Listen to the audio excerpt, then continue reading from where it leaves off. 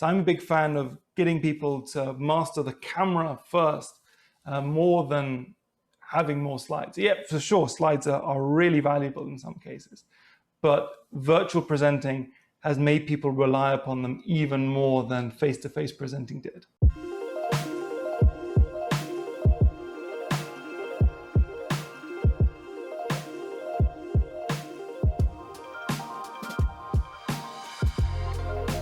Hey there, and welcome to yet another episode of the World of Presentations podcast brought to you by us at Presentation Agency 356 Labs. I'm Boris, the founder of the company and your host for this episode.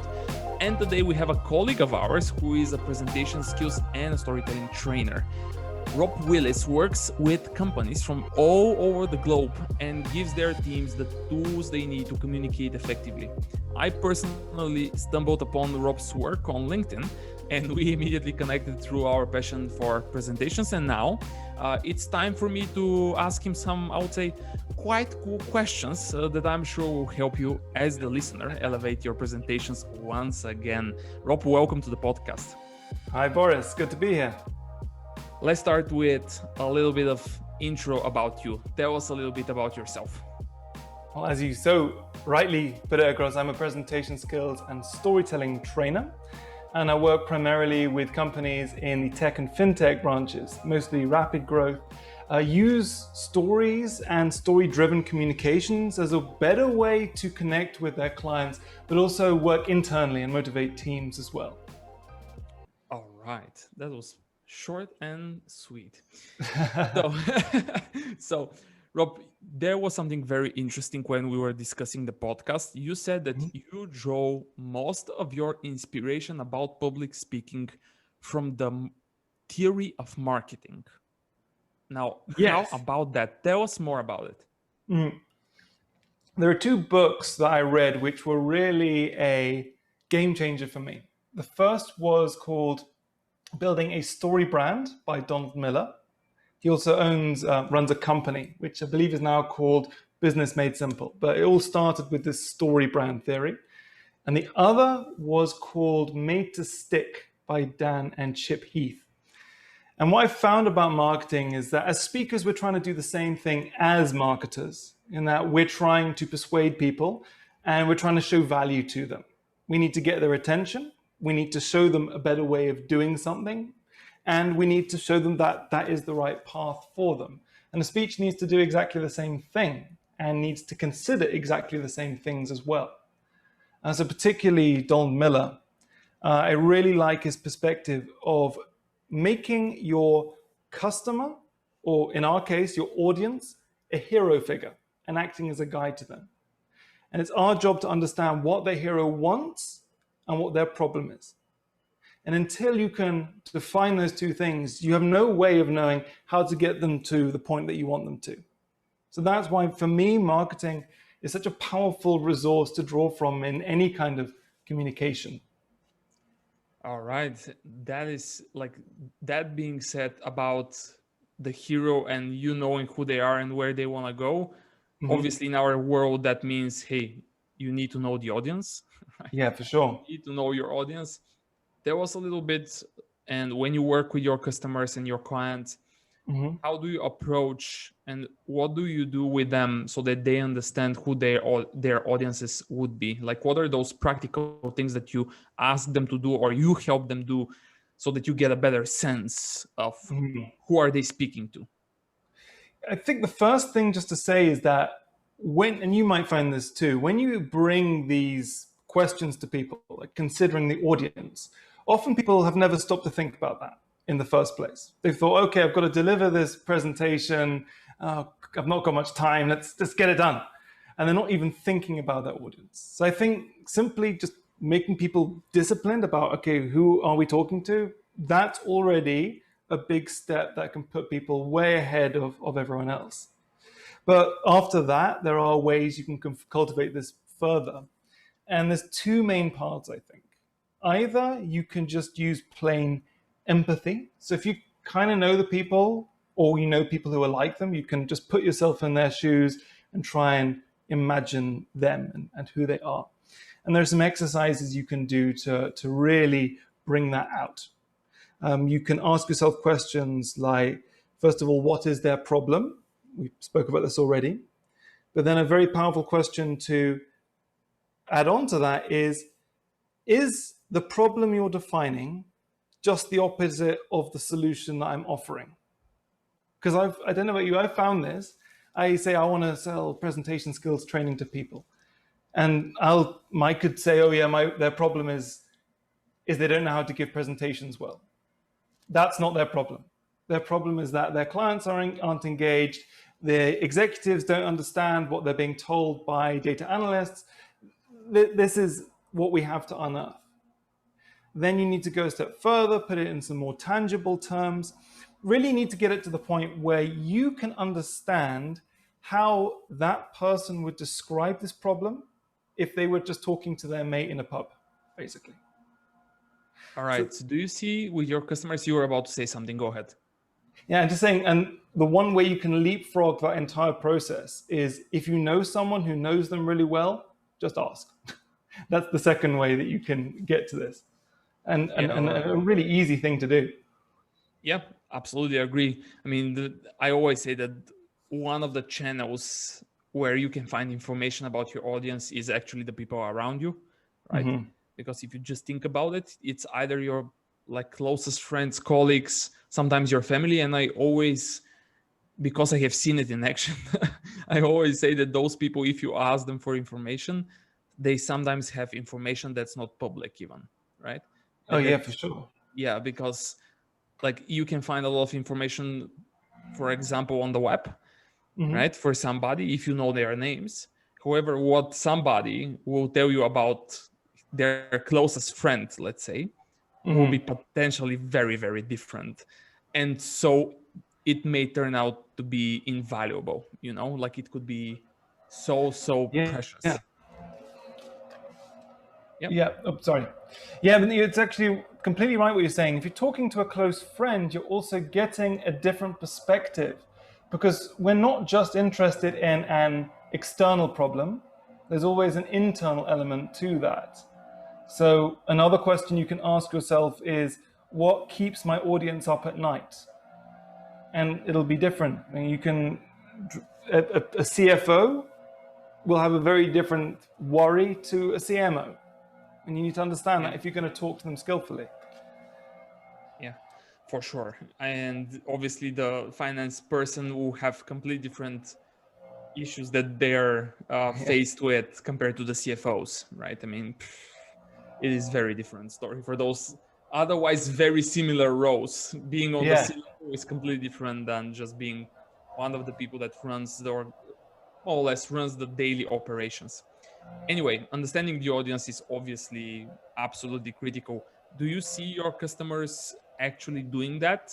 Do you see them like spending enough time on it? Or do you see people just trying to go through that presentation and consider it over? Well, it's the kind of thing that you don't need to do that many times. I think it's generating this awareness is a big upfront cost of time. You need to go through this process and really define your audience's external and internal problems. But you'll probably find that you're only talking to 3 or 4 types of people regularly. So it could be your boss, one person, or it could be, I am talking to people in procurement in this kind of company. And so you develop kind of avatars and you can add to them and build upon them. And once you've done that initial upfront work, then really you don't need to do much more. All right. Do you see, by the way, because I get asked a lot, even today I got asked by the, there is some sound, right? Do you hear that? Yeah. It's like from somebody. I don't know whether or not people hear that. It's like a church or something like this, but it started like 10 seconds, 15 seconds ago. Hopefully people will be like, no, who cares? It'll be uplifting, spiritual, man. Absolutely. So let's move on. So do you see, I am getting asked very often, hey, but what do I do when in my audience there are people who are on different roles, right? Mm-hmm. So how do I adapt and how do I make sure that my presentation will still engage them? Like, how do you approach this? And do you get asked that one? Yeah, it's a question I've been asked before, and of course it depends on the kind of presentation you're delivering. If you're delivering a pitch, let's say you're delivering a pitch at a big event and there are a group of investors and you want to get investment, does it matter if all of the other people running startups understand and care about your pitch? No, it only matters what the investor will think. So you can prioritize. That's one thing you can do. You can also try and play to several audiences, but the problem with that is you are diluting the effect, because you need to think about your language and the things you're talking about. And there's never that much enough time to say what you want to say anyway. So if you're trying to speak to too many people, it becomes very, very difficult. Yeah. But if you've got very mixed audiences, it's unlikely you need that focused presentation anyway. If it's a general motivational speech to people in business, then you can remain fairly broad in some ways, perhaps. Yeah. That is, by the way, a great lesson here. I mean, every single presentation is potentially something that you are going to deliver in front of different audiences. And sometimes, depending on what you want to achieve, you have people in the room that you should not care about that much, right? They are not going to help you achieve your goal, right? Mm-hmm. And as you said, especially with startups, we had those cases where in the audience we had 800 people, right? Yeah. But the people that are going to tell you whether or not you are getting the money are 2 or 3 people. Yeah. When we're chasing the money, who do we want to influence? Well, exactly. It's not the 800 people. There was a wonderful article I read a couple of weeks ago called 1,000 True Fans. How about just 100? Because 1,000 True Fans, if you ever heard of this article, there's a famous article saying, really, if you have 1,000 people who are prepared to spend $10 per month on you, you can live off that. Absolutely true. But you could also take a tenth of that number, and if they're spending $100 on you per month, you can achieve the same thing. So I think the trend is going to be towards much more focused communication, both in the business space and in the YouTube thought leader space as well. And that means people get more value, but for a higher cost, of course. Yeah, of course. All right. So when you're approaching a presentation with somebody or the people that are listening to this one, they have to be delivering presentations more or less on a weekly, okay, let's say monthly, but sometimes for some of them weekly, for some of them daily basis. Mm-hmm. So for sure. What do you advise? How do you approach this? Like, talk to us a little bit about structure, talk a little bit about, hey, what do we include in that presentation so that it works, so that it resonates with the audience now that we know the audience? How do you approach it with your customers so that people that are listening can just more or less copy paste your ideas? Yeah, you want to have a process that you can follow and you can rinse and repeat lots and lots of times, because if you start from scratch, then it's going to be a disaster. So let's say you're asked to give a presentation tomorrow, like not much time whatsoever. You've got to get everything right. The first thing I would say you need to think about is you need to define your call to action. So that one thing that your audience are actually going to do, not think, that they're actually going to do. Now this has to be a relatively small thing. It can't be like, if you like my 5-minute presentation, please invest 30 million pounds right now, because people are, that's too much. Is it book a meeting with my team? Is it put a date in the calendar? Is it download an app? That's the kind of thing people can do. And once you've defined that, you've focused yourself so much. You know exactly what kind of thing people need to know in order to take that action. And you can also focus what they have to hear to be persuaded to do it. So that's step one, create a call to action. Step two, I would just take a predefined structure for persuasion. There are lots out there online. You know, there's structures to persuade, inform, educate, and so on. Find one and just copy it. I've got one on my website as well. Like that's really the kind of thing I wouldn't bother thinking too creatively about. Even pop songs follow song, verse, chorus, verse, chorus. Like just follow a structure that works. And that makes it a lot easier to paint by numbers, and you know exactly how much information you have to put in there. And then what I would do, if I knew how much I could say in my structure, and I knew what action I want them to take, I then think about my message. Now, you might hear the term message defined as a central idea. You might hear it described as a thesis, or Joel Schwartzberg calls it the point in his book, Get to the Point. But it's essentially just one sentence, 10 words or fewer, that sums up the whole presentation. And if your boss is rude and they just say, okay, what's the point of this? You can just say that sentence, and they know exactly what you want to say. Now, there are lots of different ways to put these messages together. I think it's important to be clear rather than being clever. And and you know, it is sometimes if people, it's really punchy, but it's always bland. It's like a new vision for the future. What does that mean? I think a good way to construct it is to think of your solution and plus their success.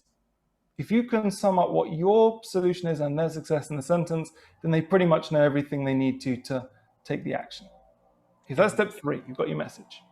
Yeah, I think do you have more? Let's go. Yeah, the other ones are pretty short, and they're more practical things. 4, make it shorter than it needs to be. Like 10, 15 minutes is more than enough. Like 5, simplified notes, just some bullet points so you can orientate yourself. 6, leave off PowerPoint if you can and make it as simple as you can, because that is what takes the most time, I find, for people. And 7, practice. Just do a couple of rehearsals. That will do a lot more for you than sweating over your computer keyboard looking at a blinking cursor. Yeah, let's talk about, by the way, that one, like the last one, practice, because I remember, I don't know for you, but I'm also an NBA fan, let's say, because I was playing basketball like 15 years ago, even more. Wow, that is way in the past. Anyway, but there was this player, Allen Iverson, who got caught in a situation where during interviews he was constantly saying, you are talking about practice because I'm not coming to practice, and you're talking about practice and I'm the best player in the league, etc. And he was skipping the trainings. It was like, you're talking about practice to me? So let's talk about practice. How important is it? You said that it will save, I was about to say something very brutal, but you said that practice and rehearsals will make your life easier. Let's talk a little bit more about that part, because I think it just never gets old, you know. The more you say it and the more people, I think, say it, hopefully more people will say to themselves, wait a minute, if I have listened to 40 or 50 episodes on this podcast and 150 in total of other presentation podcasts, and everyone is talking to me about rehearsing, maybe that's important. You know, I figured it out. Maybe they have a point, you know. Let's talk about practice. Yeah. No, it's so important. I mean, if you rehearse with someone, let's take a step back. When you deliver your presentation for real, that should not be the first time that you've said it out loud. Yeah, I think we need to just accept that. Let's agree on that. Yeah, let's agree on that. And rehearsals with friends and colleagues will, first of all, help you understand what bits aren't clear. And you don't even need them to tell you sometimes. Sometimes you just say something and you feel a bit awkward because you kind of think, oh, does that make sense? So that's one thing. It really just shows you what makes sense and what doesn't. And the second is that it builds up experience. And are you a fan of Malcolm Gladwell? Yep. Yeah, and in Outliers, he talks about the fact that talent actually only gets you so far. The single defining factor in how good you are at something is the number of hours you have practiced. And I think the same thing goes for public speaking as much as any skill. Yeah.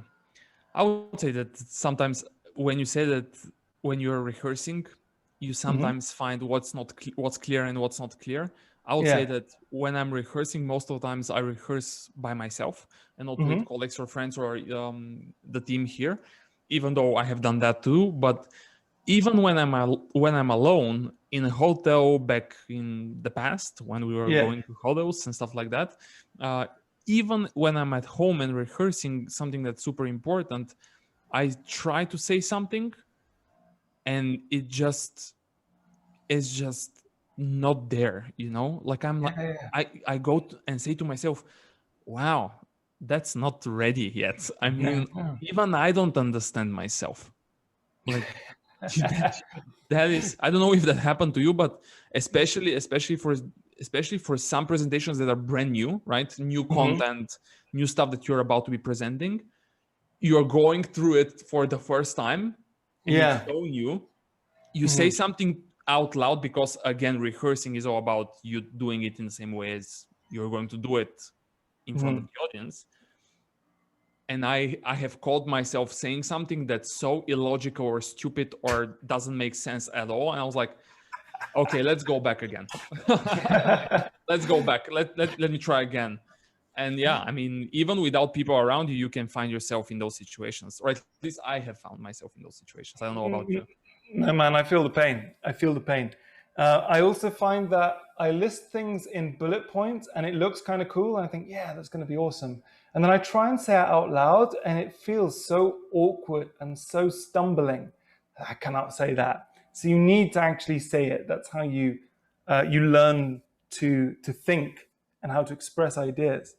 Which reminds me actually of another thing which I think is a good idea, which is to constantly be putting things into your own words. I recently started using a scheme of note taking called the Zettelkasten system, if you've ever heard of it. It was developed by some crazy German sociologist in the 70s.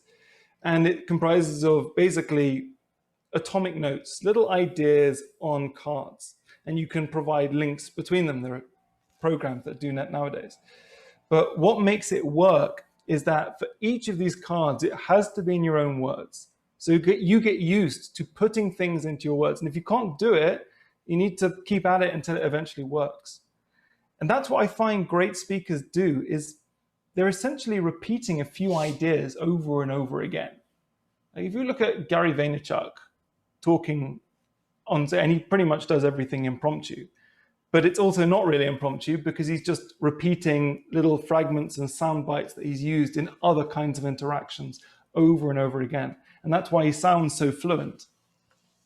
Yeah, I mean, especially Gary, I think that for some people, when they get to a specific moment in their careers, when they have so much experience in their field, they can get in any moment on any stage and deliver a great presentation. Even though I always think, and I still believe that and obviously there are exceptions to the rule. Maybe that one won't work for Gary or for, let's say, Simon Sinek or whoever, right? At all. But I still believe that if those people that otherwise can deliver a crazy engaging and influential and successful presentation, if they rehearsed it, they could have done it even better. I think you're right. But there is a stage where you go too far, I think. Yeah. You'll see this in competitive public speaking quite often, that you get to a stage where you feel like the life has been taken out of it for you. You don't have that same nervousness and drive that you would have if it was slightly less rehearsed. And also, it can come across sometimes as like amateur theatrical because everything you say is so deliberate that it just feels a bit awkward. The phenomenon's called the uncanny valley, where there's a graph where it will get better correlating to how much work you put into it, but then there's a massive dip. And to get to where it's actually better, you need to put in so many resources, so much time. You need to be trained as an actor. So you need to keep it that slightly imperfect, slightly conversational, but you're right. If people put a bit more work into structure sometimes and actually had a clear idea of what they're going to say, yeah, for sure, it would have a greater impact. Yeah. And let's jump quickly to the virtual world. That world is an interesting one for sure. It changed a lot. How are your customers dealing with the virtual world? Like, are they approaching their presentations in the same way as before? Are they saying to themselves, wait a minute, I think it's a presentation, but it's a different format now, or at least it seems like different format. Like, what do you see with the people around you? It's changed a lot since last summer, last spring, when we first met. Actually, was around this time, and at first it was completely crazy. No one knew what was going on, and people, I feel, were waiting for it to go back to normal.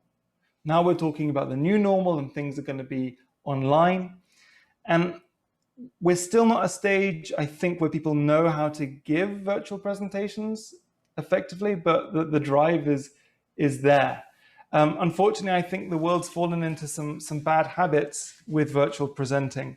So your average virtual presentation starts with just let me load up the slides and then just see where it is. They're looking through their folders and their files. There's this awkward 2-minute wait as they're looking for the presentation. Then the little swirly rainbow ball comes up, and then before you know it, I've completely lost interest. So what I think we need is to develop a more dynamic and fluid way of presenting. So I'm a big fan of getting people to master the camera first, more than having more slides. Yeah, for sure, slides are really valuable in some cases, but virtual presenting has made people rely upon them even more than face-to-face presenting did. Yeah, and at the same time, when they rely on them more, but they're still not that well done, it's getting worse. Yeah, so you get the huge paragraph of text, and then the people start talking about something completely different, and you're trying to read the paragraph and you don't know what they're saying, and you don't draw anything away from it. So knowing how to use slides is actually quite an advanced part of presenting, is building and using visual aids, I think. And it would not be the first thing I taught people. Yeah. By the way, you saying that, I remember many times where during rehearsals with our customers, they first rehearse without slides, and at some point they get really good at it, and then when they try to add slides to the game, it's like it surprises them how hard it actually is. It's not as easy as they believe it is, because it's just that one additional layer that you just one of those things that now you have one more thing to think about, right? Exactly. So it's not as easy as it seems. And all of those performances, by the way, I recently heard, I don't know, you probably have heard similar stuff, but we got a customer, it was 3 months ago maybe, who said, you know what, I think that Steve Jobs was a great speaker, right? He started more or less with that, but he said, you know what, his slides were nothing special.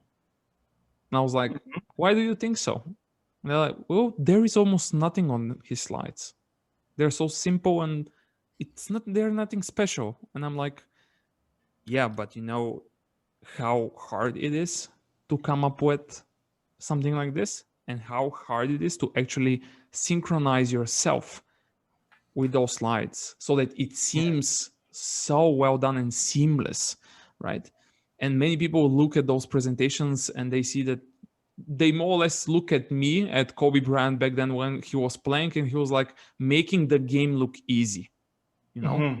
As a professional basketball player, he makes it look easy. And then you go to the court and you're like, you try to emulate this and you're like, wow, I cannot even hit the ring. That's interesting. It's a good point about Steve Jobs and the effortlessness that he has. I find sometimes you watch his presentations and you think, actually, I don't know if is his body language that strong or his slides that beautiful. But then what you find is that everything is congruent with the message that he is trying to get across. When he has weak body language, it is because he is trying to show us a position of weakness from which they will come out. And if he's showing us simple slides, it's because he wants us to see simplicity. It's not so much the individual elements on their own, it's how they are brought together. That is the mastery, like you say, Kobe Bryant does on the basketball court. We could probably all learn the individual bits, but putting it together, that takes a bit of genius and a lot of practice. Yeah, quite a lot of practice, I would say. I mean, he had 30 years, didn't he? So yeah, he had time. Yeah, absolutely. So just before we wrap this episode up, there is one more topic that we were chatting about related to storytelling and stories and including stories.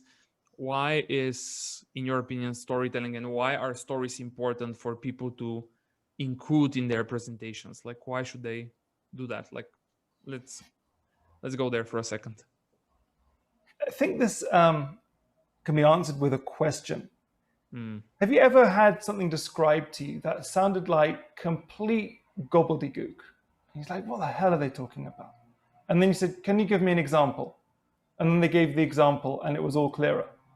That is one of the great strengths of a story, is that it's a tangible thing. It happened to someone, and you are speaking to that person. You can imagine yourself doing it. Therefore, it's so much easier to understand than abstract words or numbers or even analysis. So it gives a tangible layer that's easier to understand. And you can also use it to elicit emotions, because I'm sure this is something which has been spoken about a lot in this podcast as well even, but stories have been told and listened to by humans for about 150,000 years, whereas the rational part of our brain has only been fully developed for about 50 years. So, sorry, 50 years, 40,000 years, sorry, 50 years. The 1960 was a good year. No, 40,000 years.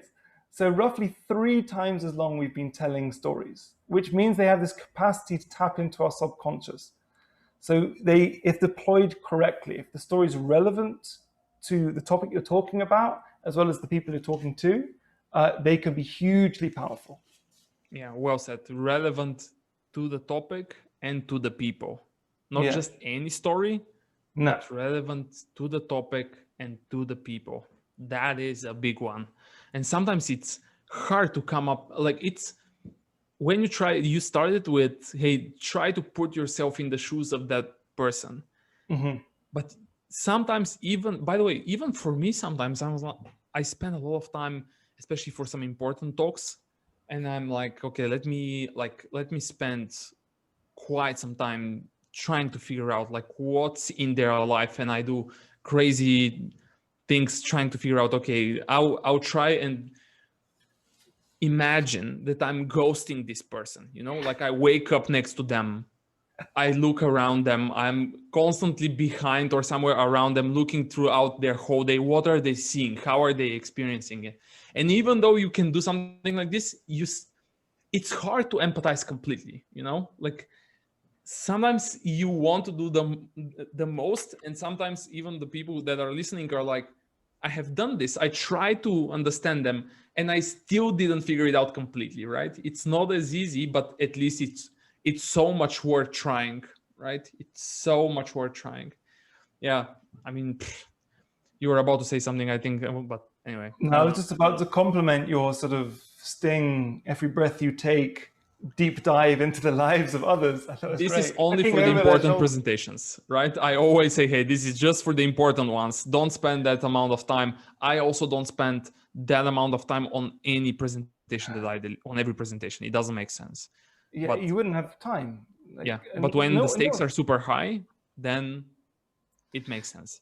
But unfortunately, to get to the stage where the stakes are super high, usually you're so busy doing other stuff, you haven't got so much time to prepare your presentation. That's the catch-22 of it. So you need a way to tap into it. But one thing I'll say which will work universally in this case is about stories. The worst time to be looking for one is when you need a story. So if you can develop a habit of writing down and collecting stories in your everyday life and spending 5 minutes on this every couple of days, you'll have a bank of stories and you'll be able to draw from that easily. Yeah, completely agree. Have something like a journal, or I use OneNote, for example. People use Evernote. Some write in a notebook. Like that is that is that is the advice. Like collect those stories. Like that is, yeah, completely agree. Question here on other great people in the industry or other great business professionals that for some reason made an impression on you with their presentation skills or with something that is connected to our world, the world of presentations. Who are those? Like, if you have to name one person that made an impression on you for some reason related to presentations, except for Gary, obviously, even though I, by the way, spoke with him once, which was super Yeah. cool. Oh, cool. Who is going to be that person that we need to invite on our podcast? What do you say? Like, do you have somebody? I think what I find really amazing is the way David J.P. Phillips, who's talking at your event Yeah. in He was on April, the yeah? podcast. You need to figure out someone else. He's been on the podcast, has he? Yesterday. He was on there yesterday. Okay, cool. Yes. How like to Go follow, man. another Thanks try. for- Go ahead again. But just to say, respect to him to the way that he managed to make public speaking accessible to a YouTube audience. That was not many people are doing it as well as he is. I agree. When I'm thinking about the kind of people who are getting a lot of impact, and that's going to be online at the moment, I'm not seeing that coming from the public speaking world. I'm seeing it coming more from the social media marketing space and from the sales space. There's a guy called Justin Walsh who does a lot of work on LinkedIn, and he's got a wonderful way of talking to his audience. He does relatively few videos, actually, but he's able to deliver messages that are very on point, and with that has accelerated his following on that platform really, really quickly. I'm also a big fan of Shay Rowbottom and the guy who works for her company. I can't remember, but I know he used to be a WWF wrestler or something like that. All right. Crazy dude. And he's got this cool way of talking about LinkedIn, which, let's face it, is like the flip phone of social media. It's actually like the uncool space, but he's given it a very definite vibe. He's embraced who he is and the kind of look he has, and he's applied it to a business audience. And I think that is amazing. His name is Jonathan. I need to double check his name. The only person that are those the wrestlers, you mean, or not? Yeah, exactly. Apparently he did that. Jonathan for some reason that I know that was a wrestler is this guy. I think his name was John Cena. For some reason, that's the only name that pops up in my head when I hear wrestling. Well, you don't think of The Rock? I forgot that he was part of that part. Dwayne The Rock Johnson, man. Dwayne for president. Sure, let's not include political views on this podcast for now. Yeah, okay. These are, I mean, I would definitely look up Justin Walsh, as you said, right? Do I pronounce it right? And Jonathan Palmer. Palmer spelled with an A. Palmar. Okay, that's the wrestler. And Justin Welsh, sorry, not Walsh. Yeah, all right. So clear. I will try to get one of those guys, one of those people on the podcast. I know it will be super hard, especially I think for the first person. I feel like that would be tricky, but I mean, I'll try. Let's see what happens afterwards. So, Rob, where can people find more about you? What is the best place for them to connect? Best place to connect is LinkedIn, and my website is www.robdwillis.com. Brilliant. I'll make sure that we link both your LinkedIn profile and the website so that people are not searching all around and wondering how was it, how can I find it, etc. Like, we'll put those in the show notes. Rob, again, like, thanks so much for joining. It's 45 minutes already, I think. Yeah, it's 45 minutes, man. Time flew by. Absolutely. Thanks again for joining. And for everyone, let me just recap that. Let me just remind you everything, Rob's LinkedIn and his personal website, where you can find what he is doing and what services and trainings he's providing, will be in the show notes, so you can check them out. Again, we can obviously talk about the topic of presentations for hours, right? So I always say at the end of the episode that if you have any question, please let us know on LinkedIn. And if it's on as a comment as part of the podcast and where we share the podcast, I'll make sure that I tag Rob so that he sees it and he can also help you out. In the meantime, also visit 356lab.com to see what we are doing and how we can help you and your company write, design, and deliver truly effective presentations. And as Rob said, the conference Present to Succeed, that's a hell of an event. Go check it out, presenttosucceed.com. And if you don't have a ticket yet, well, fix that. I mean, thanks for listening. And in case you found this episode useful, subscribe to the podcast, and why not even leave us a review on iTunes or share it with a friend. We'll appreciate it. Thanks again, and see you in the next one. Bye.